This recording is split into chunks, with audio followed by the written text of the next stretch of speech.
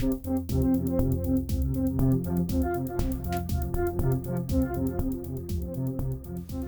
everyone, it's Elizabeth from Elpis Astrology at elpisastrology.com. That's ELPIS to my podcast listeners.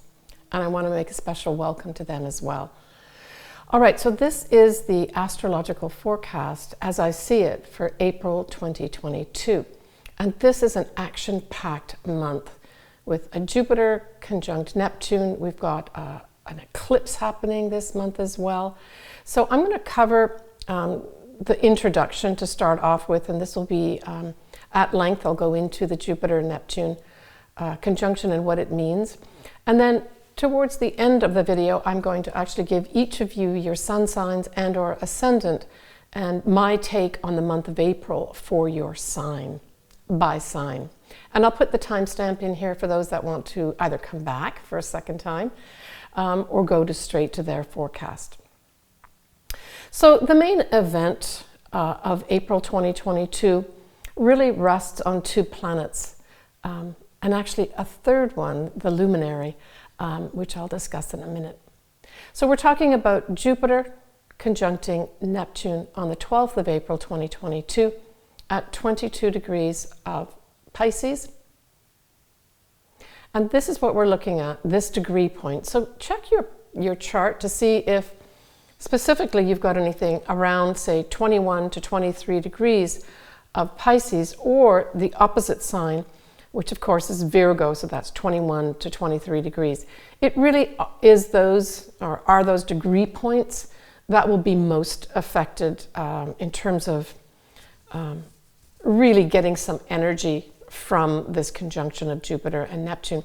Otherwise, you could just see this as a very pleasant day or a pleasant number of days or even a pleasant month. So I would say Pisces, this is like a once in a lifetime thing for you. And I would definitely earmark April in terms of making your dreams come true, starting a new business if that's what you want to do. Even getting married might be good at this time. Of course, you do have to look at your individual charts, and I'd be happy to do that for you.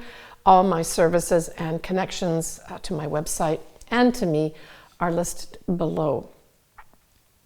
I also have another video that I go into in depth where I talk about Jupiter in Pisces, and I go into all my sun signs and ascendants there, and I specifically talk at length about Jupiter being in Pisces, and I go into the Jupiter-Neptune conjunction as well. So for those that want even more detail, check out that link before. And I've also got the North Nodes of the Moon video too. I'll put that link in here because it all kind of works together this month. All right. So what I thought was interesting, I looked at the main conjunction, which is on the 12th of April. And so if you have your birthday on the 12th of April, congratulations. I would expect that at least for the month of April, you're going to have a lot of very wonderful luck coming your way. But what's really interesting is a few days later what happens.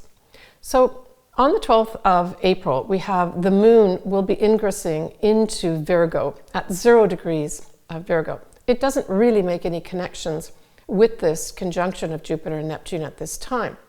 But then I followed it for a few days, and I saw that culminating on the 14th of April was this moon in Virgo, which of course is going to be opposite where the conjunction of Jupiter and Neptune happened in Pisces. It, on the 14th of April, is at 24 degrees of Virgo. Well, this forms an exact opposition to that Jupiter-Neptune. And I really felt that it was this day that really set off the energies of both Jupiter and Neptune in conjunction. Because there's other things besides the opposition happening with the moon. And just for those learning astrology, certainly the two most important luminaries in your chart does involve the moon as well as the sun. So here we have this important luminary in the chart coming round to actually oppose this beautiful Jupiter conjunct Neptune. And I think really set it off is what I think it does. But we also have a yod that is formed. And this yod is formed by Saturn, which is at 23 degrees of Aquarius, And the sun, which is at 24 degrees of Aries, it's pointing at this Virgo moon at 24 degrees of Virgo in 1 minute. So I think this adds extra emphasis to the truly, I guess, magical aspects of this Jupiter conjunct Neptune. Now I'm going to go into each of these planets separately and combine them as well, because there's always two sides to a planet. Sure, we've got lots of positive stuff happening here, but there's also a little negative side to both Jupiter and Neptune, especially when they conjunct. It really depends on where you are at as an individual in terms of receiving these energies, and then of course sending out energies as well. That's why it's so important to really look at your individual chart. I also looked at the Sabian symbol, not for the conjunction of Jupiter and Neptune, but at this important luminary of the moon forming an opposition to the conjunction of Jupiter and Neptune.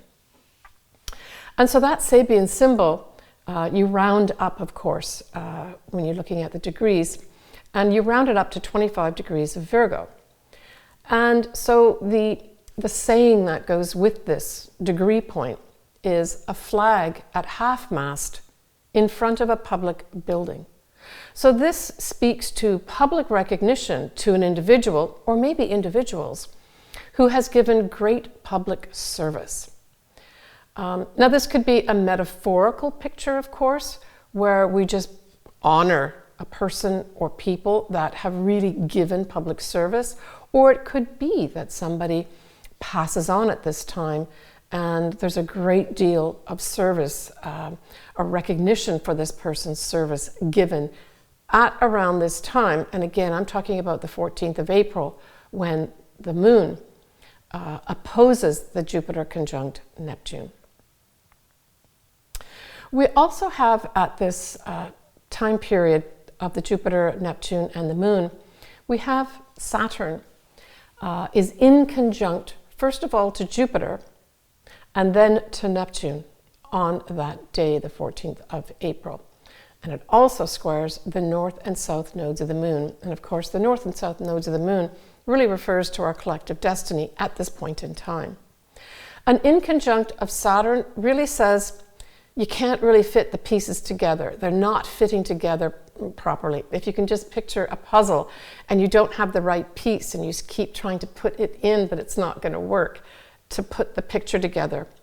So it seems to be, even though there may be some wonderful experiences and at the very least some very beautiful feelings and high level consciousness, there may be some kind of not the whole picture working out at this time. There's still kinks to be worked out with regards to making these maybe dreams come true in your life. It doesn't mean it's not going to happen. Saturn also is like the stoplight. It's also literally saying you got to stop. So there may be people that are older than you, or people in positions of power that rule over institutions, for instance. I'm thinking in particularly government representing Saturn, where they're not in agreement with what the general population wants, as well as what the individuals want. And they're throwing up some roadblocks. That's also Saturn too. It's also saying, you know, at an individual level, just be a little cautious, be a little circumspect with regards to maybe how you're seeing things. And the square with the north and south nodes really said, I would say, to me, that says the time isn't right. And that also feeds into Saturn, which also is Father Time. Okay, so just bear that in mind around, let's just take the whole month of April, even though this is kind of mid-April this is happening.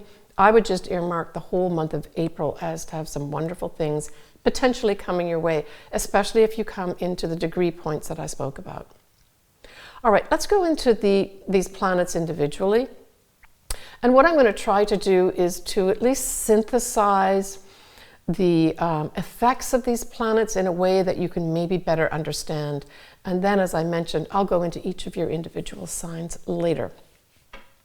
All right, Neptune. So Neptune is an agent of energy. It is not the energy. So when we have Jupiter conjuncting Neptune, we have the energy, right, increasing. And of course, if we look at Jupiter, Jupiter does grow and increase everything it touches. So this is like super energy is what it boils down to, especially if you've got something around these degree points. It gives us unlimited possibilities. It's potentially when magic and miracles and dreams come true.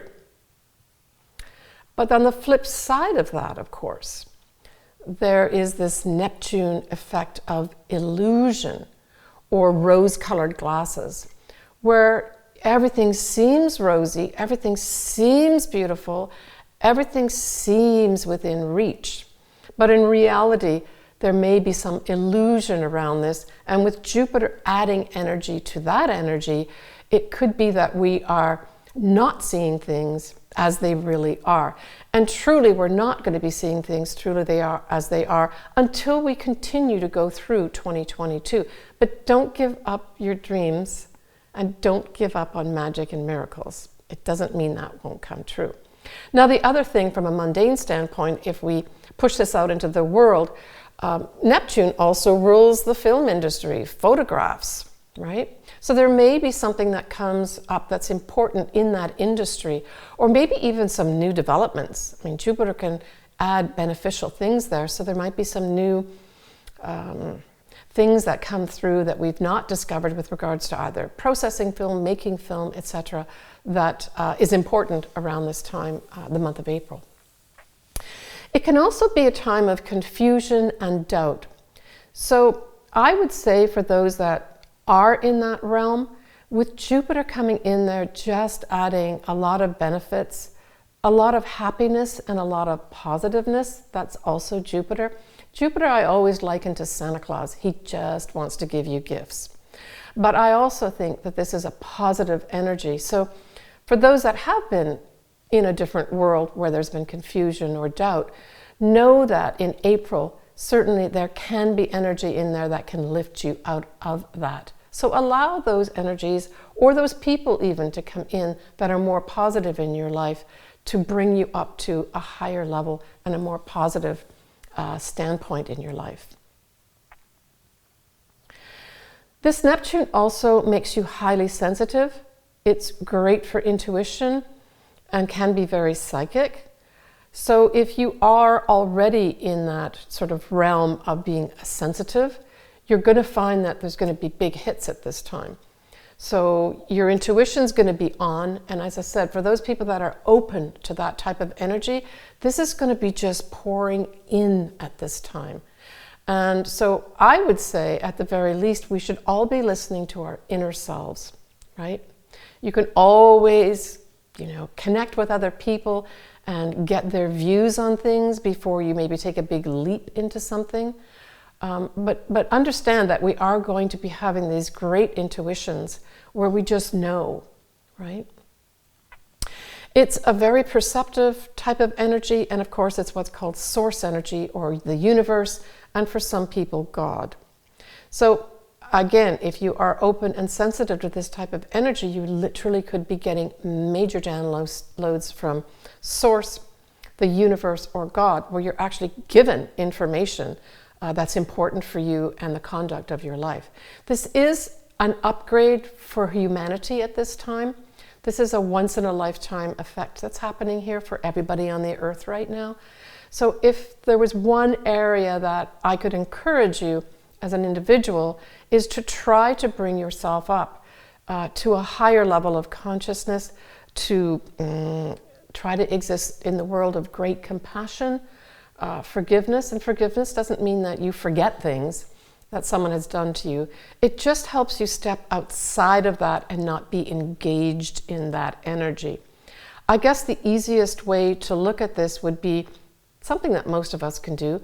Take that 10,000-foot view of your life at this time and see some of the magic and miracles that are happening in your life, and try to bring those at a certain level up to a higher level of consciousness, and see how you can tap into that.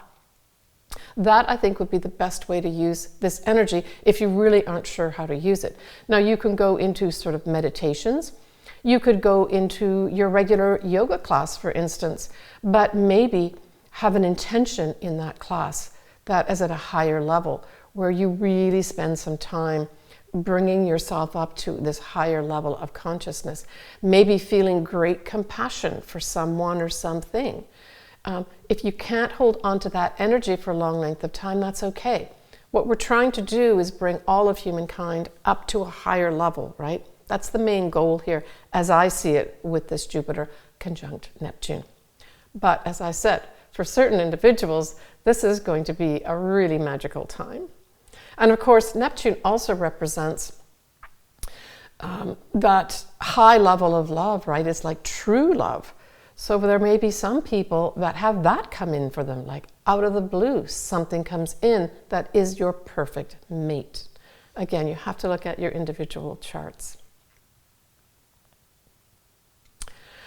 Some of the negative sides of this whole Jupiter conjunct Neptune can also bring in this feeling that I've got to make this great sacrifice, right? That is very Neptune-like, where the martyr, so that's like the opposite side of this. So for those that have those types of feelings come up, you need to look carefully at that and don't go towards that end of this Jupiter conjunct Neptune energy. You don't want to be taking this beautiful energy and then making this big, great sacrifice or going into some kind of martyr type of energy. That's not the high level of this energy. That's going towards the lower end. Drugs and alcohol are also Neptune's realm. And I was thinking about this. I thought, I wonder if we're going to make some discoveries of some sort with regards to drugs that I know some of the psychedelic drugs are going through sort of a revival in terms of really aiding a lot of people that maybe have addictions and that sort of thing, but actually it helps them get out of it. And there's a lot of scientific papers being written on that right now. So maybe we're going to hear more in the day-to-day news about that type of thing, where some of these drugs that maybe were thought to be not good for us can actually help people, especially with maybe some kind of disorders.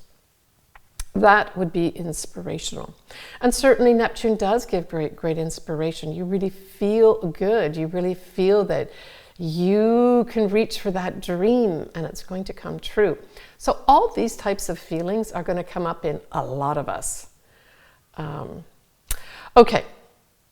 So when we look at Jupiter, I kind of covered him a little bit right now, but it is definitely associated with luck. It's associated with benefits. But at its core, wherever Jupiter is in your chart, it's asking you to grow there and to incorporate more of the outer world and what the outer world is about inside yourself and help you in many ways mature. Jupiter is a 12-year cycle, so we will have Jupiter come around to this point again in 12 years. But we're not going to have Neptune there. And that's why so much fanfare is being made of this conjunction of Jupiter and Neptune. We won't have it again in our lifetime. Jupiter also can be a teacher. It represents the law, it's religion, it's travel. It is a big connection with foreign people and foreign lands. It's seeing the big picture. It's seeing the future. Right? So in combination with Neptune, we're really saying we want to look at a highly spiritualized and metaphysical world. That's what this is really saying. But, you know, Jupiter, as it gets this cockiness and confidence, can also bring in arrogance. So you want to avoid that if you can. Sure, if you can see your dream coming true, that's wonderful and it's great to be excited about it. But be careful about going over the top because Jupiter can do that too. We have Mars that's also going to be in Pisces for the last half of April, and it will conjunct this point, the Jupiter conjunct Neptune, in May. So I would say that in May, there may be more more action that can be taken. So we're just looking at the next month, right, where you can start pressing the buttons and making things happen with regards to whatever it is that has given you inspiration or whatever dream that you're wanting to make come true. Look to May for some real action. It does represent males as well, so it literally could be a male comes in to make it happen, right? But at its core, certainly Mars on its own represents some kind of action or movement forward. But of course in Pisces, it's not the greatest place, but we'll just stick with the fact that it activates the conjunction of Jupiter and Neptune and gives it some more energy to move forward. Okay, as I mentioned, I've done a whole video on Jupiter in Pisces that includes a lot more detail about the Jupiter-Neptune conjunction as well, and I go through all the signs. All right, the next thing that we have happening here, which kind of follows on the heels of this conjunction, on the 16th of April, we have a full moon in Libra at 26 Libra, 46 minutes, at 11:54 a.m. Pacific Daylight Time, and this is a Saturday. So I would say here we have Jupiter, conjuncting Neptune still by degree, but not by minute. So it's still going to be around the 24-degree mark at this full moon. And we have Mercury conjuncting Uranus. We have the Sun and the Moon squaring Pluto, and Saturn is still squaring the North and South nodes. But Saturn does sextile this Sun and trines the actual Moon. And Mars will just be at 1 degree of Pisces. Now we look to the ruler of this full moon, and of course that is Venus. And Venus is at 12 degrees of Pisces at this time, and she is sextiling Uranus. And just note that Venus will be in Pisces all month. And as a side note, she is going to be giving all the lovers out there for the month of April the feeling that, true love can happen to anybody. Certainly during the month of April, there's going to be those vibes around with Venus in Pisces. So we have the ruler in Pisces here. And although it's not activating the Jupiter-Neptune conjunction, it still is exerting this beautiful, beautiful energy. Now, with the full moon here, I would say that there may be something to do with the law. I mean, Libra does represent the law. It represents balance and harmony. So there could be a big push here for, from the mundane standpoint, a lot of laws that are being enacted, maybe existing laws that are being enacted and put into effect. But being a full moon, this usually brings something to a culmination. So we could also say that maybe some of the peace and harmony may be crumbling a little bit. And it also could refer to those old laws crumbling as well, and that new ones need to be in place. I kind of got that as an intuitive hit for a mundane standpoint. But certainly for Libras, there may be some tie-up here for you, Libra, with regards to your life. Maybe something will happen over that weekend of the 16th of April that brings something to a conclusion for you. And certainly if you are involved in a court case, for instance, you may find, because you've got this influence of all April of Jupiter and Neptune together, you may find some real favor coming your way. Advisors or lawyers really help you out, Libra. In particular, Libra. Could be the opposite sign too, which of course is Aries. We have on the 18th of April, we have Mercury, planet of communication, and our thoughts, is going to be conjuncting Uranus at 13 degrees of Taurus. And this is going to be bringing us some surprising, maybe some shocking news over the airwaves, is what this says. See if this falls in your chart individually. You could have something come your way in terms of a message. It could be a message on email. It could be a message that you get on your phone, a text message, anything like that, if you've got something at 13 degrees of Taurus. But certainly we're going to be hearing something very unexpected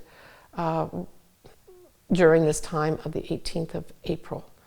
and something surprising as well. And maybe it'll be something regarding our foodstuffs, right? Because certainly Taurus represents anything to do with the land. All right, so we have on the 28th of April, Pluto is going to go retrograde. So that's going to be going retrograde at 28 degrees of Capricorn. And of course, we must remember that Pluto is making its way to the final degrees. There's 30 degrees in every sign. So at 28 degrees, it's almost out of Capricorn. Not quite. We're not going to see that until next year, where it goes in and out of Aquarius and Capricorn.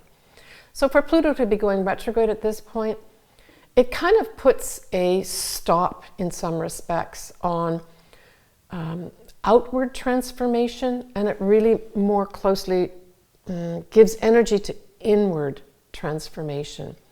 And it does it at a slower level. Pluto works at a very slow level anyway. I mean, typically 10 to 12, 13 years, Pluto will stay in a sign. And so as it's coming to the end here of Capricorn, it's really tying up all those big changes in any of our institutions, whether it's our banking institution, the hospitals, our police, our government, all these things. And we see this every day in the press as well as on the news, that all these big changes are happening with regards to things that we've taken for granted as being our sources of power, the power that rules over it.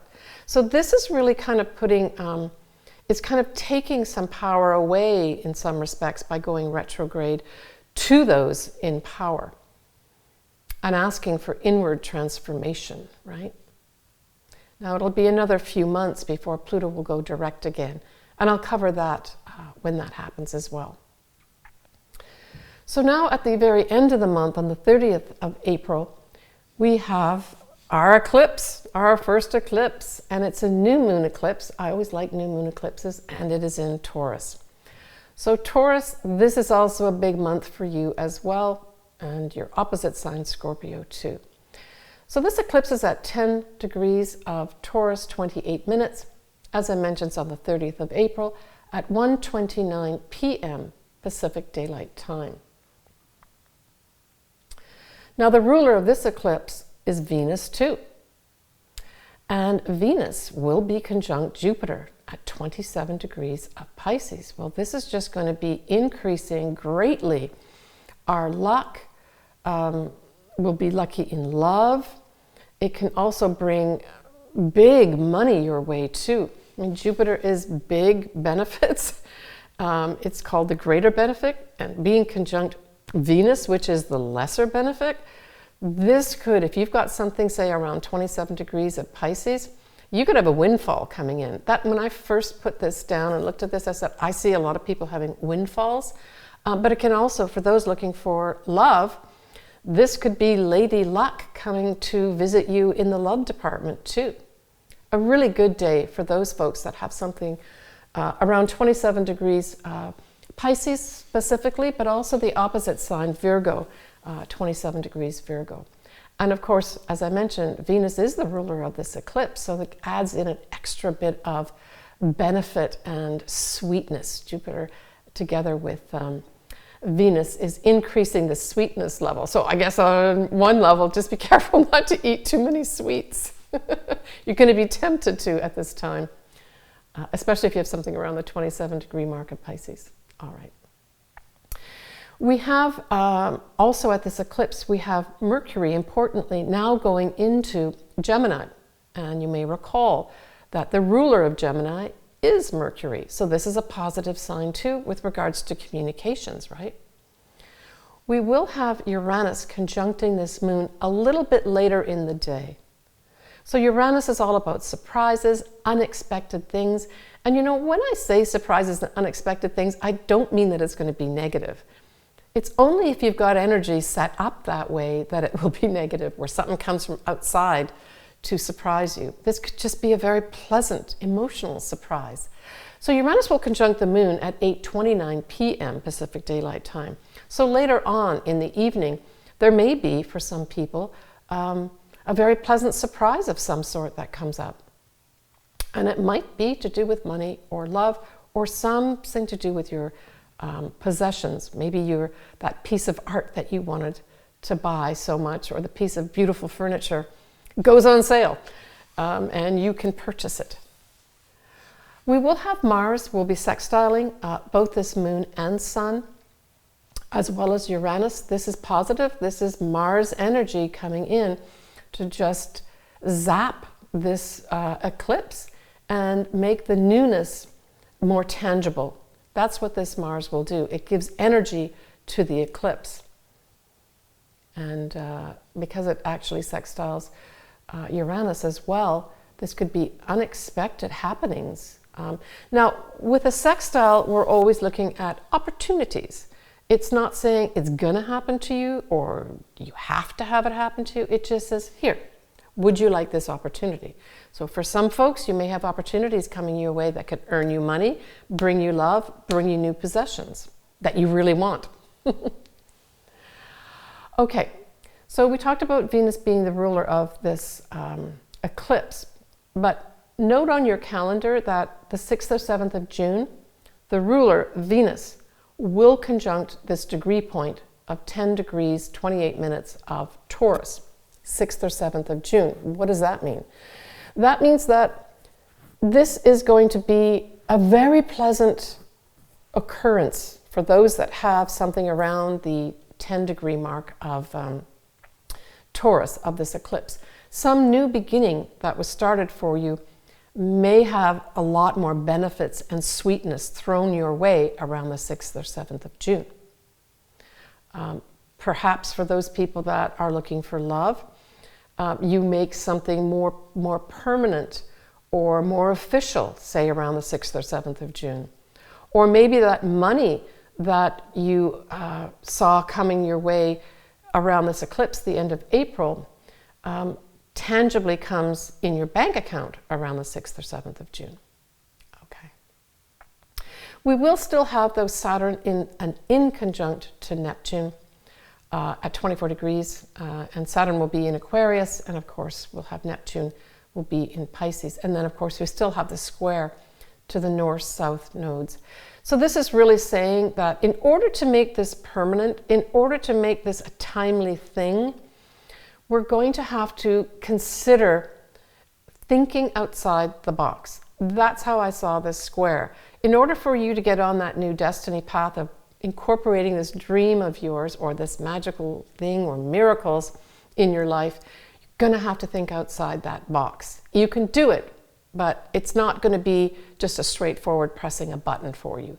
It's just a small energy that's there, and in conjunct is a minor energy, but it's kind of can be annoying or can just ask you to look at one more thing. So maybe there's one more box you've got to check off before you get that dream come true.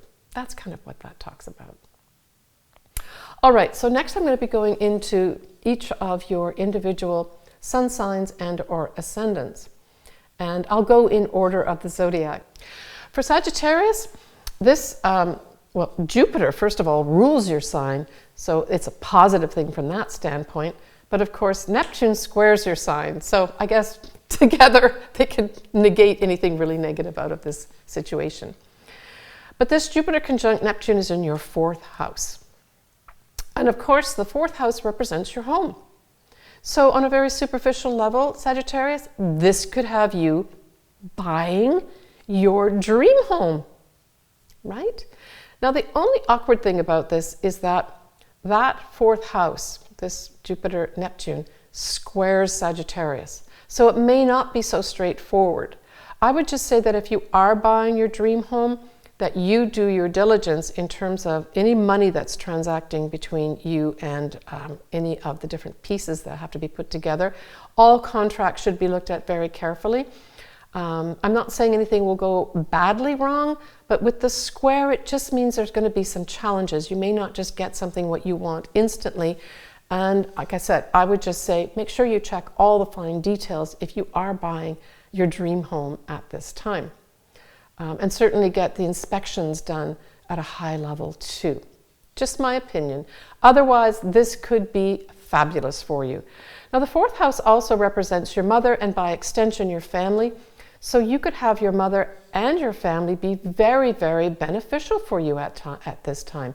They could just be pouring in benefits and gifts for you and just really supporting you a lot over this whole month of April for sure.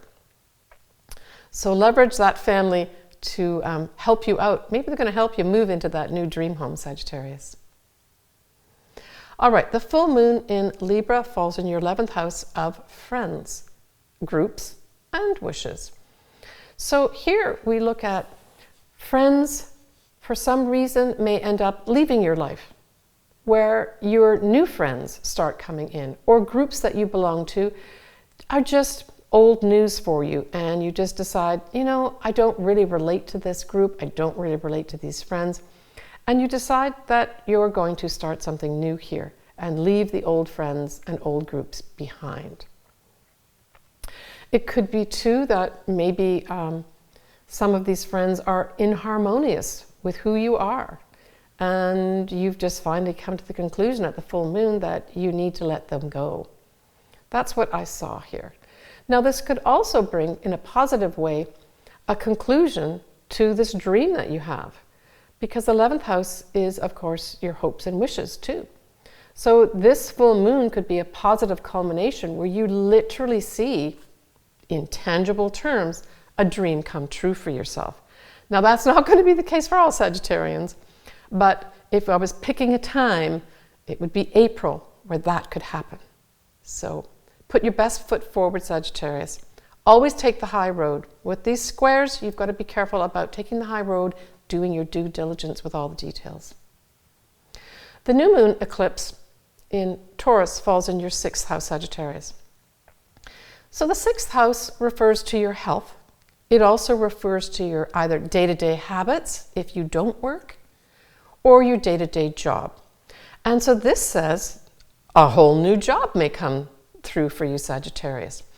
And because it's an eclipse, this is going to set up something large for you, not something small. The effects of this will be for some time, maybe the next year and a half, because these eclipses last for about that long in the sign of Taurus and Scorpio. But if you have had any ill health of any sorts, this could literally bring in that new thing that helps your health get better. Or you could decide, hey, I've got to change up my health habits here. The nutrition that I have hasn't been good for years, and I've not been exercising maybe for years. Not you, Sagittarius. Anyway, this could be you making some very big decisions at this eclipse that I have to eat better and I have to start exercising and taking care of my body. If, Sagittarius, you do decide to do it at this time, this eclipse will be with you and will have your back. So go for it, Sagittarius. All round could be a really good time for you purchasing a home, having a good time with your family, as well as starting something new with regards to your workplace. Take care, Sagittarius. All right, so I'm just going to end up here talking about a little bit about May. So in May, we have not our first eclipse, but we have our first total eclipse. And of course, total eclipses are much more powerful. And it's going to be a full moon at 23 degrees of Scorpio on the 16th of May, 2022. I'll cover this in some detail in my next monthly video, but I actually picked this out as a specific video, and I've done all sun signs and ascendants already. I'll leave that link for those that might want to look at it, but I will cover it in detail as well for each of the signs in my May astrology forecast. I'm wishing everyone lots of luck with having their dreams come true, miracles happening, and magical times during the month of April. Leave me comments, contact me if you would like to have your chart read. I would say this is an ideal time to have that. Bye for now, and we will talk to you soon.